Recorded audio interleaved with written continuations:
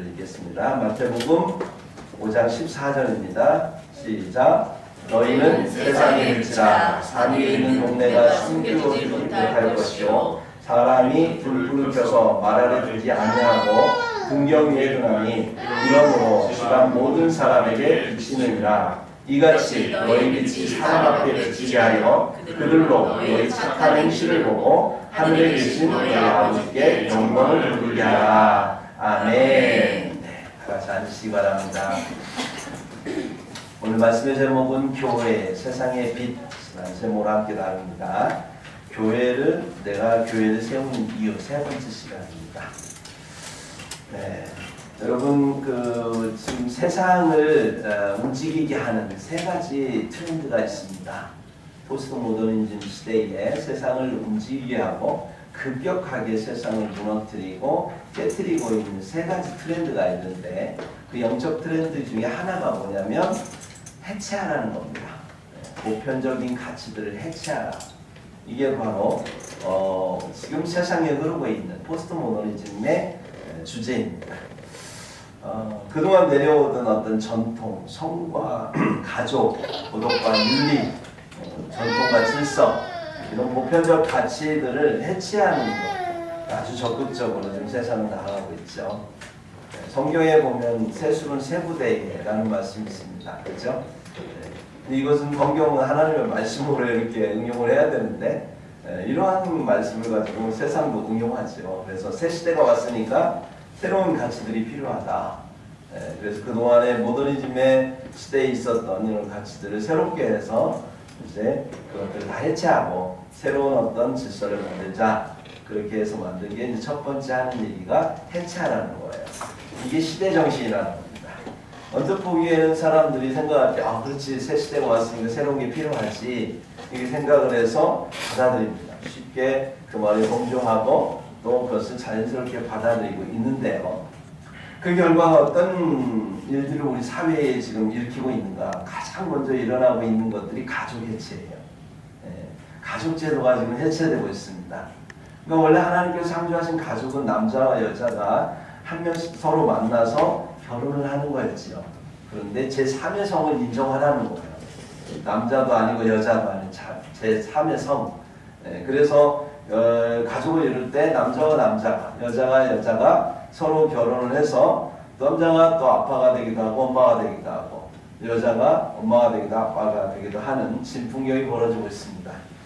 참 이러한 가족의 해체 또 많은 사람들이 결혼을 하지 않으면서 홀로 살다 보니까 그들도 1인 가족으로 인정하다 이런 움직임이 벌어지고 있고요. 또 가족이 해체되면서 이혼과 재혼을 거듭하는 과정 속에서 이런 그 합가족이라는 형태가 또 이렇게 생기더라고요. 여러 가지 가족의 형태가 새로운 가족들이 탄생하고 있습니다. 기존에 내려오던 전통적인 가족을 벗어나는 형태들이죠. 이러한 것들이 지금 우리 사회에 어떤 후유증을 가져다 주는가? 가장 심각하게 지금 가져다 준 후유증 나타나고 있는 게 뭐죠? 출산율의 저하입니다. 네. 그러니까 세상에서 지금 세계에서 가장 출산율이 낮은 나라, 급격하게 출산율이 떨어지고 있는 나라 바로 대한민국입니다. 그 대한민국은 전 세계적으로 어떻게 보면 출산율이 선진국을 비롯해서 이렇게 떨어지고 있는데 인구 절벽이 온다고 다들 걱정하는데 우리는 인구 절벽을 넘어서서 인구 재앙에 이르고 있습니다. 그러니까 지금 1.65밖에 되지 않는 엄청난 그런 출산율의 저하 때문에 지금 우리는 인구 재앙 시대를 눈앞에 두고 있습니다. 굉장히 사람들 걱정하고 있고요. 우리 앞으로 미래가 어떻게 될 것인가 여기에 대해서 다들 문제를 해결하기 위해서 다들 고민하고 있습니다. 그래서 내놓는 대책들이 많이 있죠. 그래서 출산 장려금도 주고 시복사님 많이 받으셨나요? 네, 출산 장려금도 주시죠. 그 다음에 또 육아를 할 수 있도록 육아 휴직도 주고요. 그 다음에 아이들이 학교나 유치원에 들어가면 보육비나 교육비도 이렇게 지급하기도 합니다. 여성들 같은 경우는 이제 경력 단절을 이렇게 너무 염려해서 자기 애를 안 낳으니까 경력 단절을 막기 위해서 휴직 후에 그들에게 복귀를 할 수 있도록 지원을 하기도 하고요. 그다음에 유연 근무제라고 해가지고 일찍 이렇게 출근해서 일찍 퇴근하고 뭐 이렇게 하는 일들만 여러 가지 사회적 제도를 통해서 그 젊은 그런 부부들이 아이를 낳을 수 있도록 환경을 만들려고 많은 노력을 하고 있죠. 네. 이들의 공통점이 뭘까요? 전부 다 보면 다 돈입니다. 돈 드는 일이죠. 그래서 돈이면 해결된다고 생각을 하는 거예요. 많은 젊은 부부들에게 많은 돈을 이렇게 줘서 그들이 이런 환경들이 개선이 되면 아이를 낳을 것이다. 그렇게 생각을 하고 그런 대책들을 세우는데 이상하게도 출산율이 늘어나고 있지 않다는 것. 이게 참 우리의 고민이지 아닐 수가 없습니다. 그럼 뭐가 더 문제일 것 같습니까? 어디에 문제가 있어서 지금 이렇게 온 나라가 노력을 하고 있는데도 출산율은 도대체 오르지 않을까요? 문제는요, 여기에 대한 진단, 정말 이 저출산의 근본 진단에 대해서 뭐가 문제인지를 우리는 알아야 되는 거예요. 네. 이런 진단이 잘못되면 처방도 잘못되는 것이죠. 네. 저출산의 근본 문제는 돈이라고 사람들은 다 생각합니다. 세상에 돈이면 다 된다고 생각하기 때문에 그것들도 다 돈이 된다고 하는데요. 여러분, 돈 없어서 애를 못 낳는다고 사람들은 생각하는데 한번 생각해 봅시다. 1960년대 베이비붐 시대라고 하죠. 그때는 왜 그렇게 사람들이 아이를 많이 낳았을까요? 저희 아버님, 어머님도 5명, 죽은 형제들까지 합치면 7명 낳았어요. 기본 5에서 7 낳습니다. 왜 그런 일이 벌어질 수 있었을까요? 그분들은 배우지 못해서 그랬을까요? 가족 계획을 할 수 없어서 그런 게 아닙니다. 그 전에 어떤 일이 있었냐면 6.25 전쟁이 있었습니다. 1, 2차 대전에 커다란 전쟁들이 있었죠. 그때 가족들을 많이 잃었어요. 얼마나 정말 외롭고 힘든지. 그러니까 가족이 한둘 나와가지고 그런 전쟁통이 없어지면 얼마나 힘들어요. 그러니까 물론 뭐 잃는 것도 참 힘들지만 그래도 가족을 많이 낳아서 같이 가족 공동체를 이루어가는 것, 그게 굉장히 소중하다는 걸, 가족이 소중하다는 것을 깨달았거든요. 그래서 힘들어도 돈이 없어도 그때 아기를 낳았던 겁니다. 그러한 베이비 붐 시대에 아이를 낳았던 그분들이 70년대, 80년대 넘어서 그 교육을 받아가지고 90년대에 이르러서 지금 한국에 이르기까지 그들의 희생과 섬김과 노력을 통해서 대한민국이 여기까지 올라왔던 거예요. 사실은 그분들의 그런 경제적인 노력과 애씀이 그것을 토대로 만들어준 것이 어쩌면 베이비붐 시대에 힘들어도 미래가 잘 보이지 않아도 돈이 없어도 아이를 낳아서 미래를 그분들이 만들어줬기 때문에 오늘날의 이런 풍요를 우리 MZ세대들이 지금 누리고 있는 겁니다. 그래서 이 가족이 소중하다는 것, 정말로 그런 부분들에 대해서 깨닫는다면 오늘날도 우리 젊은 친구들이 아이를 많이 낳고 가족을 이루지 않겠습니까? 그래서 문제는 그런 가치관의 변화가 되었기 때문에 돈으로도 이거는 가치관을 변화시킬 수 없기 때문에 그래서 아이를 낳지 못하는 겁니다. 물론 지금 아이를 기르는 데 있어서 교육비도 많이 들고 힘들죠. 그런 부분들도 문제는 문제입니다. 그거는 뭐 돈이 필요 없다는 얘기도 아니고 저출산에 이런 해결하는데 돈을 이렇게 사용해서 해결할 수 없다는 것도 아니에요. 그러나 그것은 보조적인 어떤 도움은 될지 몰라도 근본적인 문제는 가치관의 변화에 있습니다. 가치관이 변화되면 나머지는 그런 부분들을 조금만 더 도와주고 상황과 환경을 만들어주면 문제는 해결할 수 있다고 보는 거죠. 이러한 가족을 소중히 여기는 그런 가치관은요, 성경에서부터 비롯됩니다.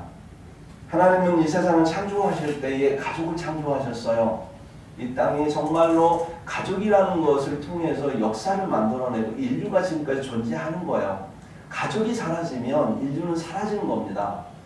여러분, 하나님께서 가족을 만드셨고 한 남자와 한 여자를 결혼을 시켜서 이 가족을 세워가도록 하셨죠.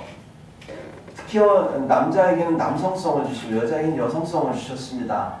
그래서 한 남자와 한 여자가 결혼해가지고 각자의 가지고 있는 특성을 가지고 아이를 길러내는 거죠. 그래서 아이는 그러한 엄마와 아빠, 남자와 여자의 각자의 가진 성들을 받아들이면서 거기서 성적인 균형 감각을 가지고 남자아이는 남자아이답게, 여자아이는 여자아이답게 성장하게 되는 겁니다. 그러니까 하나님께서 세상을 지금까지 생육하고 번성하여 땅에 충만하게 했던 하나님의 원리입니다. 창조 원리. 예. 그리고 인간들에게 복을 주시기를 생육하고 번성하여 땅에 충만하라 명령하셨습니다. 이게 복이기도 하고 명령이기도 합니다.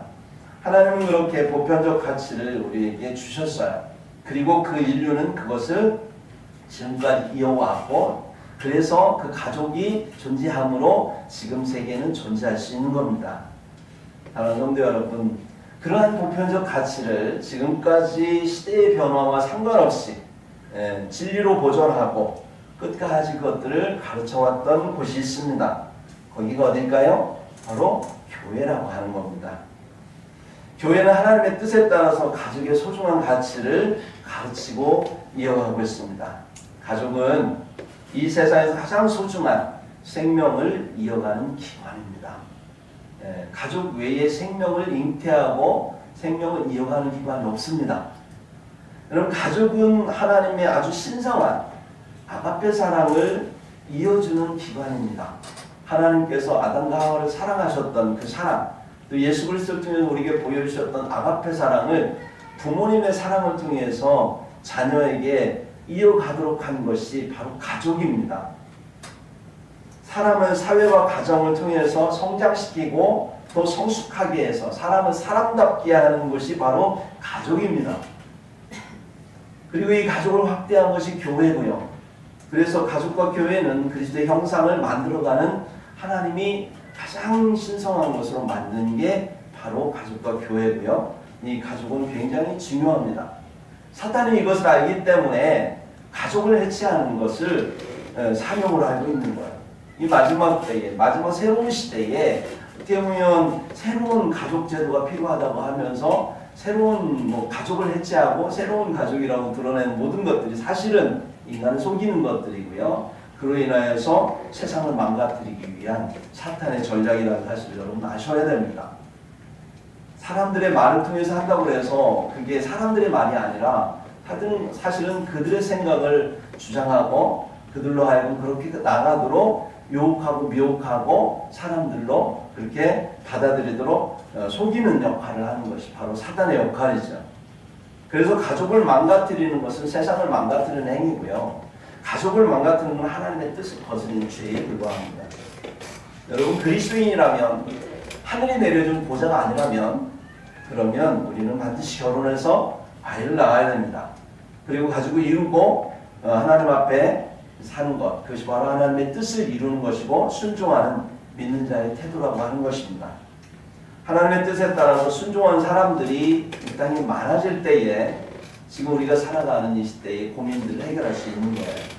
저출산의 문제는 바로 자동적으로 해결이 되는 겁니다. 그래서 지금 세상에서 이런 얘기하는 데가 어디가 있어요? 다 돈으로 모든 문제를 해결하려고 하죠. 대책이 없느냐 있느냐 하면서 연일 떠들고 있지만 고민고민하고 내놓는 대책들을 보면 또 한쪽에서 그러죠. 그거 갖고 어떻게 해결되겠냐고 또 공격합니다. 공격하는데 또 자신들은 또 대안도 내놓지도 못합니다.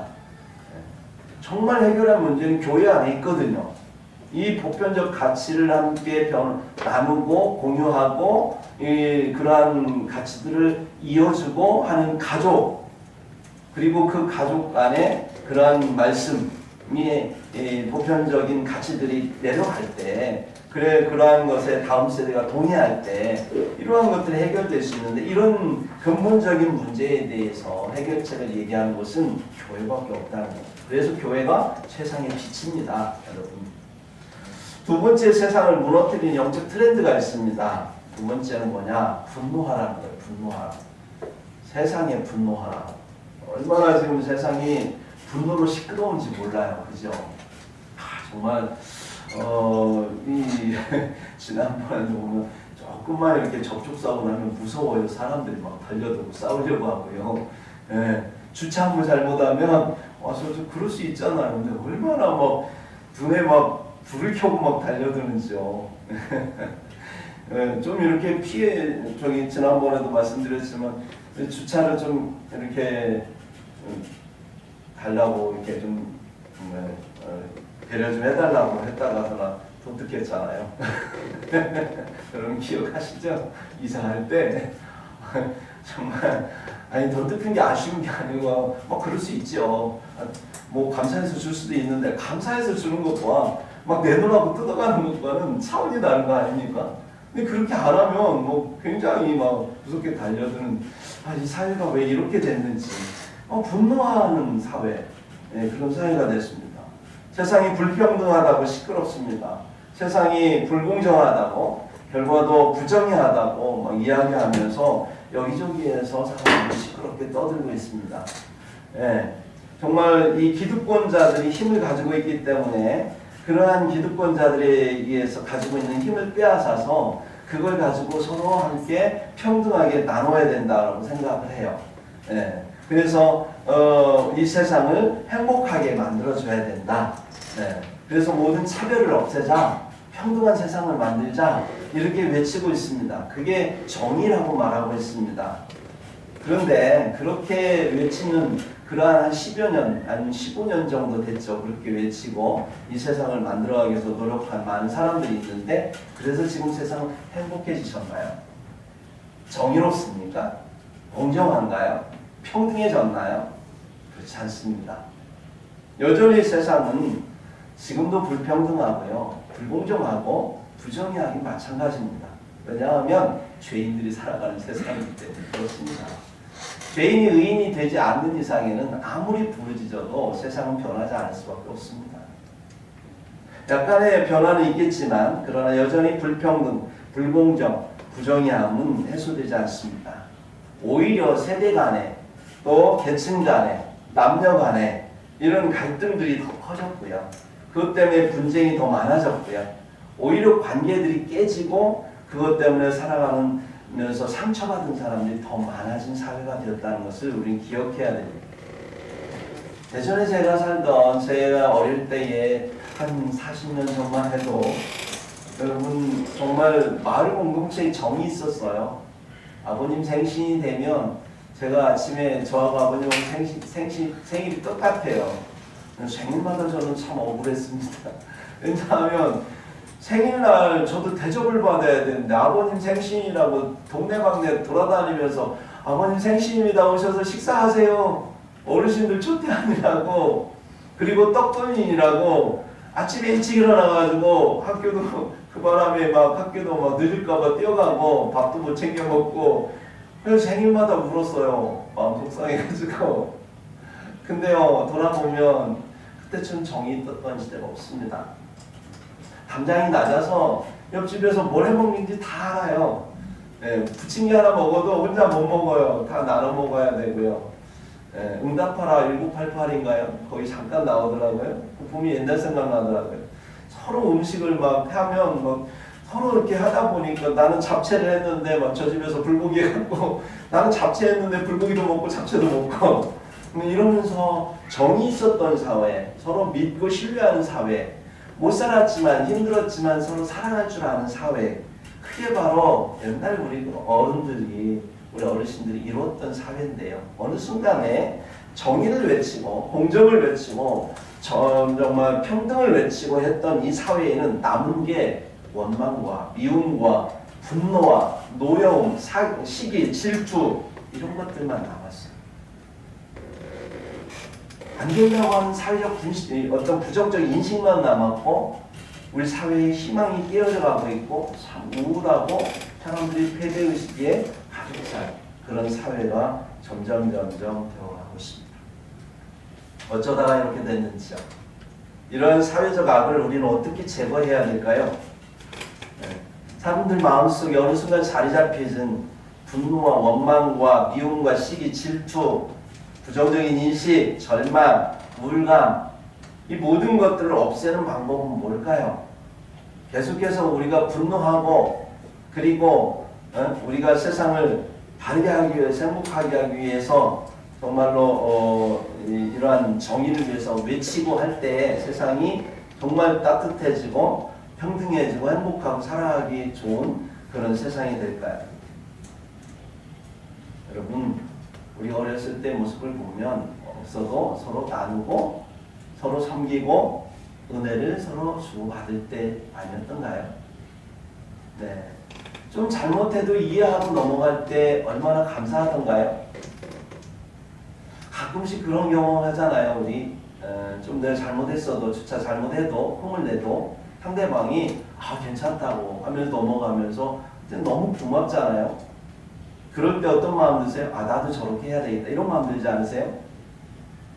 인터넷에 이런 얘기 있더라고요. 군인들이 같이 밥을 먹는데요.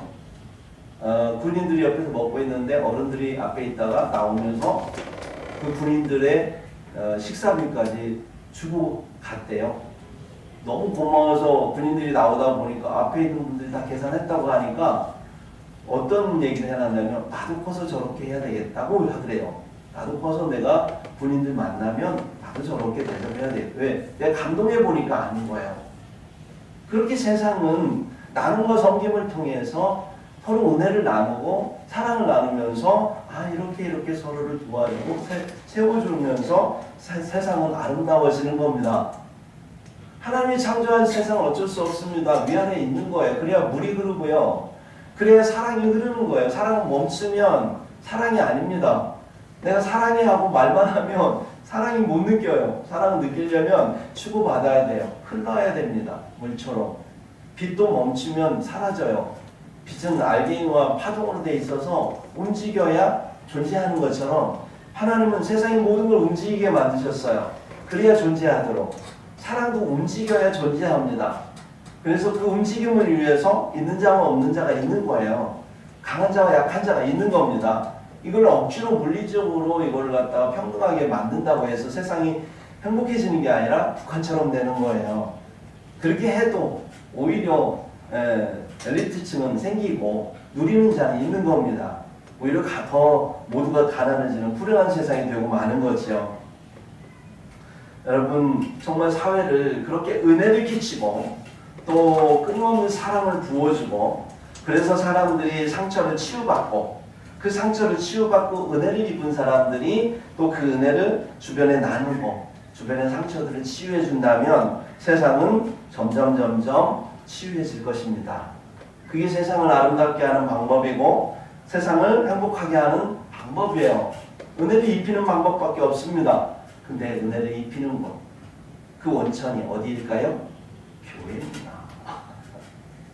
여러분이 와서 교회에 와서 정말 이 자리에 왜 앉아있냐면 우리는 그리스도의 십자가의 피의 은혜를 입었기 때문에 그래요.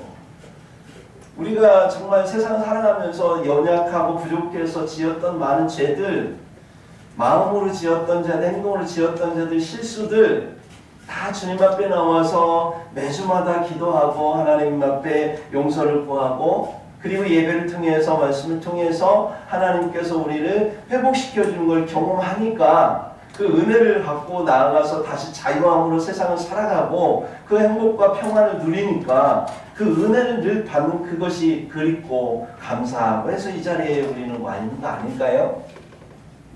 우리가 하나님 앞에 예배하는 이 모든 것들을 통해서 하나님 우리를 회복하는 이 시간이잖아요. 그래서 여러분 예배를 드리고 나가면 회복된 그 마음으로 내가 한 주간에 상처받았던 것도 다시 회복되어져 나갈 때 들어올 때는 세상이 좀 어두워져도 나갈 때는 예배드리고 나가면 세상이 밝아지듯이 같은 세상인데 문제는 내 안에 마음이 밝아짐으로 세상이 밝아졌듯이 교회는 그렇게 우리를 새롭게 하는 곳입니다. 많은 사람들이 죄 안에 살아가고 있어요. 악을 느끼고 상처받으며 살아가고 있어요. 근데 그것을 해결할 길이 없으니까 날마다 이 밑에 가면 1층에서 정말로 이 자리에 있어야 될 분이 저 자리에 얼마나 가득 차 있는지 몰라요. 네, 날마다 밤마다 뭐 가서 보면 아주 그냥 그 상처를 마시고 계시고 아픔을 마시고 계시고 앞에서 상처를 다 피워서 날리고 계시고 그 당시에는 막 그러면서 그 안주를 사람들 이야기 상처를 안주 삼아서 서로 막 얘기하면서 풀어내지만 그러나 또다시 그 상처 가지고 다음날 가서 또 살고 사니까 남은 건 악밖에 없으니까 누군가 보면 내가 조금만 상처받으면 그거에 대해서 나도 모르게 분노가 치는 거지. 여러분들은 왜 그렇지 않아요? 예배를 통해서 회복되니까. 여러분 세상을 변화시킬 수 있는 것, 많은 사람들을 주님 행복하게 살아갈 수 있도록 그들을 새롭게 하는 것은 교회밖에 없습니다. 여러분 예수 믿는 사람들은요 그리스도의 보혈에 의해서 깨끗함을 받습니다. 어떤 죄를 짓든 어떤 상처를 받든 주님 앞에 진실을 회개하면 하나님께서 회복해 주세요. 아멘. 예, 여러분 우리 마음 가운데 그리스도의 피를 뿌려 주십니다. 성령께서. 그러면 우리는 감동을 받게 되고요. 그로 인하여서 우리의 상처를 낫게 되고 우리의 영혼이 새롭게 탄생하게 되는 거예요. 우리는 날마다 하나님 앞에 날마다 죽게 되고 그리스도로 더불어서 날마다 새롭게 태어나는 삶을 살아가는 것이죠. 그래서 죄사함 받고 그리고 성령에서 새로워지면 세상에 나가서 그러한 사람들은 분노하지 않습니다. 그리스도인들은 세상에 나가서 세상을 끌어안고요. 위로하게 되고요. 그러한 아픈 사람들을 돌보게 되고요. 나누고 섬기고 세워주는 일들을 하게 돼요. 이런 사람들이 많아질 때 세상은 행복해지는 거예요. 그래서 세상에 우리가 복음을 전해야 되고 많은 사람들을 주기를 인도해서 그들로 하여금 하나님이 이 땅에 보여주신 하나님 나라, 성령 안에서 의와 평강과 희락의 나라를 경험케 함으로 이 세상을 변화시킬 의무가 있습니다. 교회에서 회복된 사람들이 세상에 나가면요, 세상의 죄악을 끌어안고 정의로운 세상을 꿈꾸게 됩니다. 교회에서 회복된 사람들이 세상에 나아가면 갈등을 끌어안고 십자가를 지면서 평화로운 세상을 지향하게 됩니다. 교회에서 회복된 사람들이 세상에 나아가면 세상의 불행을 끌어안고 십자가를 지면서 모두가 행복한 세상을 지향하게 됩니다. 평등한 세상요, 공정한 세상, 정의로운 세상, 분노로 만들어진 게 아니에요.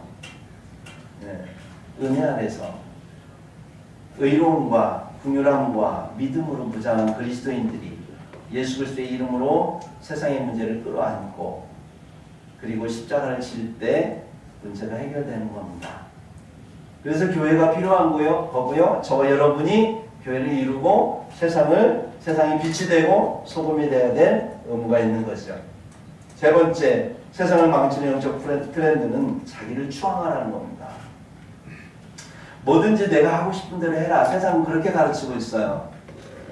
만약에 내가 하고 싶은 대로 하려고 하는데 그것을 방해하는 것이 있다면, 그런 사람이 있다면 인권 침해한 거다. 이렇게 말하고 있습니다. 예.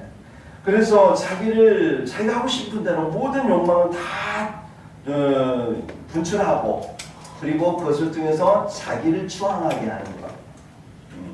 그래서 인권이라는 이름으로 아무도 터치받지 못하게 하는 거예요. 그리고 요즘 아이들 교육할 수가 없는 이유가 거기 있지 않습니까? 좀 뭔가 제대로 가르치고 제대로 세우려고 터치하려고 하면 인권 침해래요. 나는 사랑하는 마음을 했는데 그 아이가 마음에 상하면 감정을 학대했대요. 정서 학대했답니다. 어떻게 하라는 거야? 무슨 말 하라는 거야? 아무 말도 하지 말라는 얘기 아니에요? 때리지도 말고 벌도 세우지 말고 아무것도 하지 말래요. 이번에 군대에서 얼차려 때문에 한 병사가 사망에 이르렀죠? 그 대안이 뭐가 나온 줄 아십니까? 얼차려 하지 말래요. 군대가 물론 얼차려가 뭐 좋은 건 아니지만, 그러나 군대가 군대다워지려면 군기를 세우기 위해서는 필요할 때도 있거든요. 그러니까 얼차려를 규정을 해서 적당하게 해서 사람을 만들어 사용해야 되는데 아예 그걸 없애래요. 아예 그냥 그 자체를 없애래요. 그러면 군대는 완전히 이제 물 같은 군대가 되는 거예요. 네. 나 훈련 받기 싫어요. 나 아파요. 어떻게 할 거예요? 얼차려도 못 치죠. 옥박 지르지도 못 쳐. 아무것도 할 수 없는 거예요. 그러면 군대는 뭐가 됩니까? 유치원이 되는 겁니다. 그런 유치원 아이들 데리고 나라를 지킬 수 있겠어요? 다 망가지고 있어요, 지금. 인권의 이름 때문에. 자기를 추앙하라, 욕망하라. 세상이 그렇게 가르치고 있습니다. 그것을 이루기 위해서 인권을 가지고 높이다 보니까 막 아이들 인권부터 모든 인권 다 인권이라 이런 걸 하다 보니까 아이들을 양육하고 가르치고 다음 세대로 뭔가를 어떤 우리들의 가치를 이어가는 것을 이제는 할 수 없는 시대가 우리 안에 왔습니다. 그래서 세상이 어떻게 만들어졌냐면 지금 도파민 중독 시대가 됐습니다. 여러분 도파민 중독 시대가 뭡니까? 도파민은요, 그것은 대뇌에 있는 신경 전달 물질 중에 하나인데 그것이 이렇게 분비가 되면 사람이 쾌락을 느낀대요. 마약을 먹으면 그게 막 과다하게 분비가 되면서 이런 그 현실감각을 잃어버리고 굉장히 환상 속에 빠지는 거죠. 이런 도파민이 우리에게 행복감을 줍니다. 그래서 사람들은 이 행복감을 느끼기 위해서 극대화시키기 위해서 그래서 사람들이 어떻게 하느냐, 사람들 손마다 다 스마트폰을 쥐고 있어요. 제가 한 30년 전만 해도 제가 회사 다닐 때만 해도요, 전철을 타면 그래도 신문 보거나 책 보는 분들이 가끔 있었어요. 지금은 없습니다. 죄송하지만 저도 잘 못 보게 되더라고요. 예.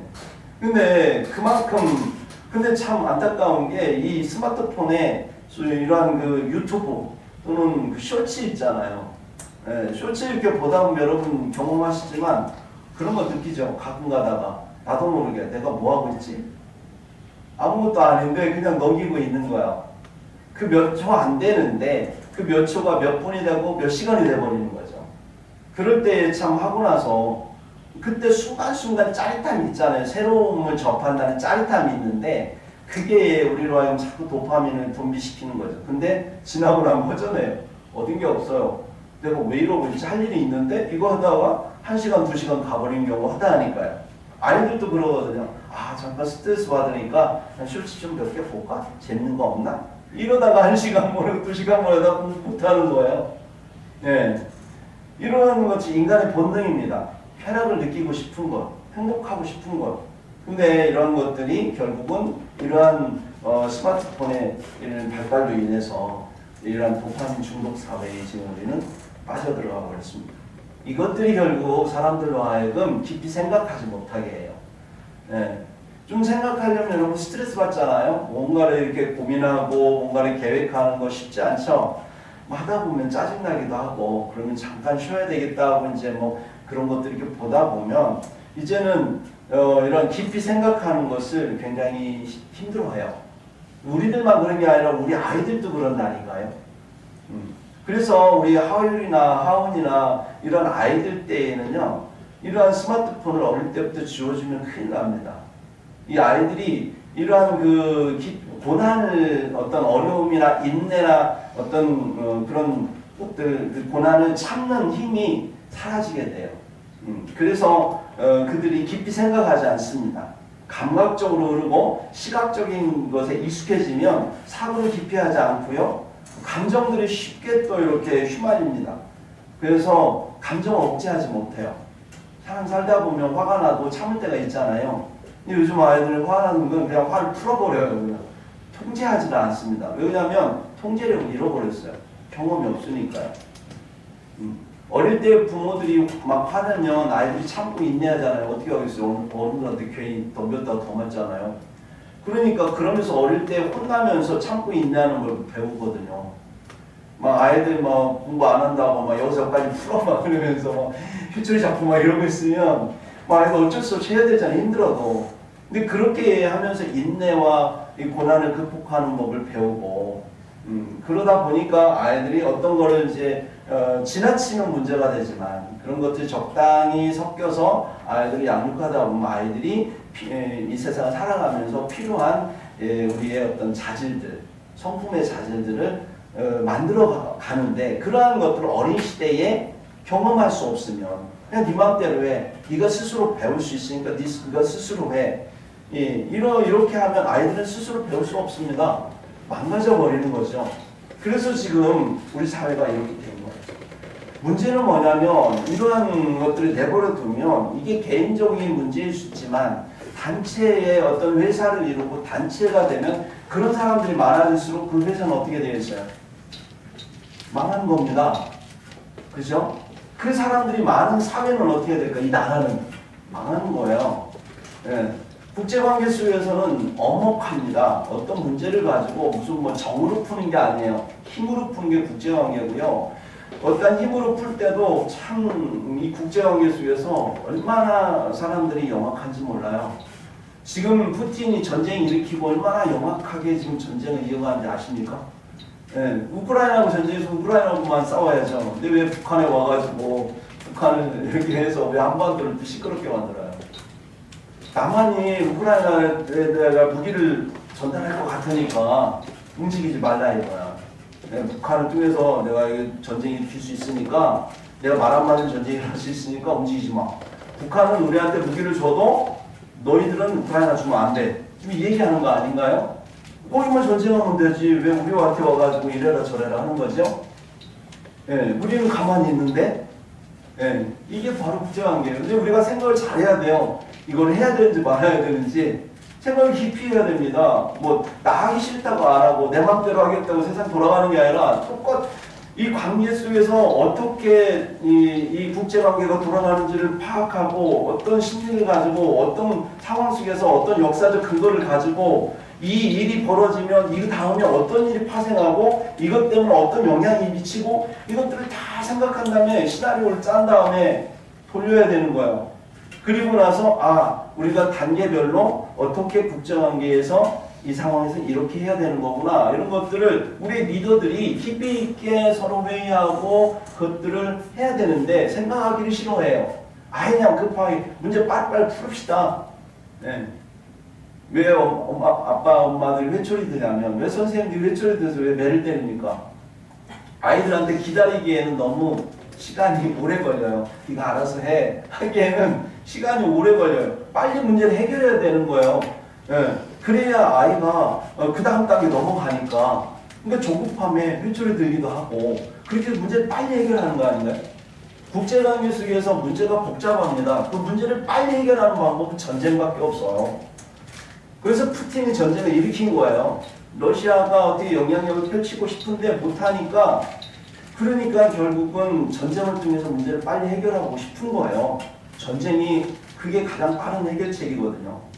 우리나라 지금 남북한의 문제, 이 중국과 이런 한반도를 중심으로 해서 이런 문제 빨리 해결하는 방법은 뭐예요? 전쟁하면 끝나요. 누군가 이기면 끝나는 거잖아요. 근데 그렇게 되면 이긴들 어떻게 되겠습니까? 이긴들 지는 거고요. 저도 지는 거고 전쟁에서 남는 건 패해밖에 없는 거죠. 그러니까 전쟁하지 않고 이길 수 있는 방법이 뭘까?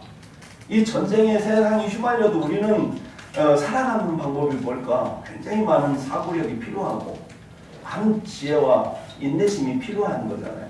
근데 우리 아이들이 그렇게 못 자라고 있어요. 사고할 수 없도록 맨날 핸드폰 보고 책을 안 읽고 생각하지 않고 생각을 요구하면 하지 않아요.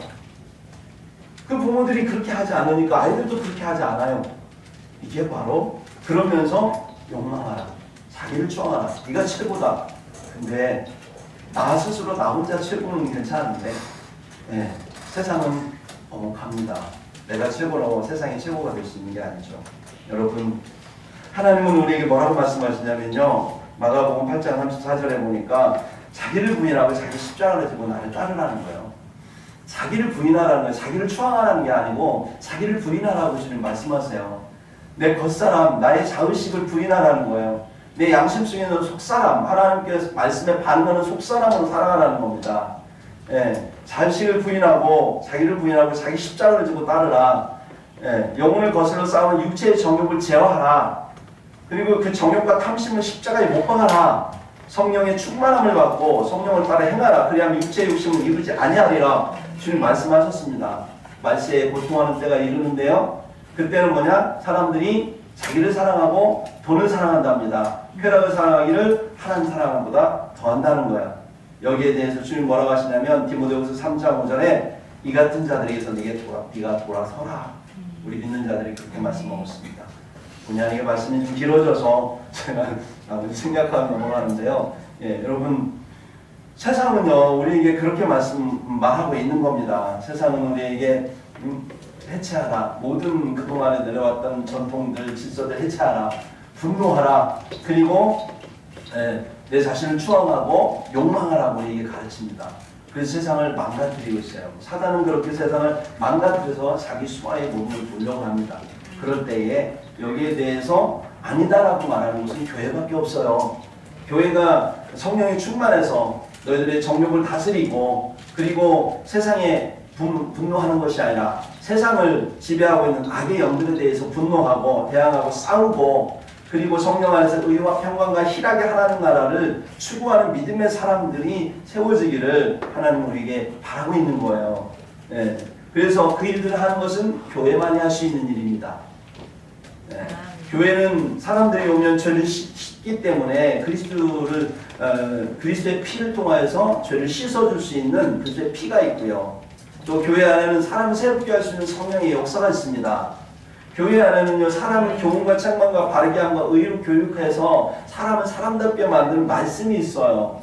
그래서 교회가 세상의 희망이라는 거예요. 세상에 빛이 되고 세상의 희망이 될 수 있는 이유가 교회라고 하는 것입니다. 어느 곳에서도 교회처럼 죄인이 들어가면 새롭게 되는 것이 없어요. 죄인 새롭게 하려고 교도소 보내니까 죄를 더 배워갖고 오잖아요. 예. 정말로 세상을 바르게 이끌 수 있는 리더를 세우려고 학교를 세워놨는데 리더가 되지 않습니다. 사람이 사람답지 않아요. 교회밖에 사람은 사람답게 해서 리더를 세우는 것이 없어요. 여러분, 그래서 우리가 교회를 세워야 되는 겁니다. 그래서 우리가 그리스도의 교회를 세워야 되는 거예요. 그것이 바로 하나님이 우리에게 원하신 뜻이고 또 세상을 우리가 살리는 유일한 길임을 오늘도 하나님은 우리에게 말씀하고 계십니다. 그러므로 삶이 되는 교회에 우리가 하나 되어서 한마음 한뜻으로 함께 세워감으로 세상의 빛과 소금의 역할을 다하는 저와 여러분 되기를 주 예수 그리스도의 이름으로 축복합니다. 기도하겠습니다.